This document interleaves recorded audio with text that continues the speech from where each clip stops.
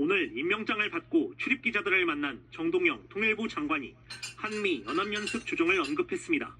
다음 달 예정된 을지 자유해방패 연습 조정을 대통령에게 건의할 건지 묻는 질문에 그럴 생각이 있다고 답했습니다.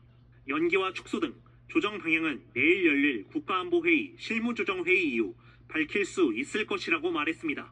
또 이 문제가 현 정부 대북 정책의 가늠자가 될 거라고도 했습니다. 정 장관은 인사청문회에서도 비슷한 언급을 했습니다.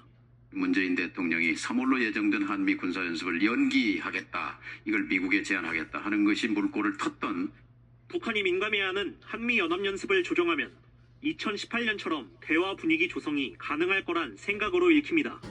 하지만 북한이 러시아와 밀착하며 우리나 미국과의 대화 필요성을 크게 느끼지 않고 있는 데다 20여일 앞으로 다가온 훈련을 조정하는 건 현실적으로도 불가능하다는 지적입니다. 이와 관련해 합참은 연합연습 일정엔 변함이 없다고 했고 대통령실 역시 이 문제는 국방부 장관 등 관련 부처 의견도 들어서 결정할 것이라고 밝혔습니다. 정 장관은 아울러 민간의 대북 교류를 위한 접촉을 전면 허용할 것을 지시했다고 밝혔습니다. 현행법상 대북 접촉은 특수한 경우 외에 신고만 하면 되지만 실제로는 허가제로 운영됐는데 이를 바로잡겠다는 취지입니다. 다만 북한이 대남기고를 모두 폐지하고 단절 조치를 이어가고 있어 실제 교류가 얼마나 이뤄질지는 미지수입니다. 중단 등 최근 대북 유화책들의 나름 성의 있는 노력이라면서도 새 정부가 신뢰 회복의 첫 조치로 꼽은 확성기 방송 중단에 대해선 진작에 하지 말았어야 할 일이라고 평가절하했습니다.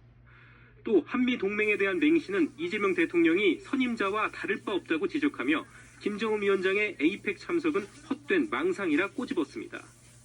서울에서 어떤 정책이 수립되든 흥미가 없다며 한국과 마주 앉을 일 없다고 못 박았습니다.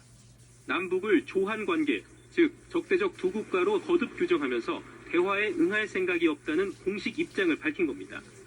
북한과 관여를 하더라도 자신들의 노선은 변화가 없다라는 것을 분명히 밝힐 필요가 있다라는 그런 의미가 있고요. 북한의 첫 공식 반응에 이재명 대통령은 평화적 분위기 속 남북 간의 신뢰 회복이 중요하다고 말했습니다. 대통령실은 불신의 벽을 확인했다며 필요한 행동을 일관되게 취할 거라고 했는데 당분간 대북 유화 정책 기조를 이어가겠다는 걸로 풀이됩니다. 통일부도 북한 반응에 일희일비하지 않고 평화와 공존을 위한 노력을 계속할 거라고 밝혔습니다. 대화에 나오지 않더라도 최소한 분위기 자체가 격화되지 않도록 긴장을 관리하는 제스처는 계속 취하는 것이 가장 바람직하다 이렇게 보여집니다. 그러나 새 정부의 대화 신호를 북한이 초기부터 차단했다는 점에서 남북관계 복원엔 험로가 예상됩니다.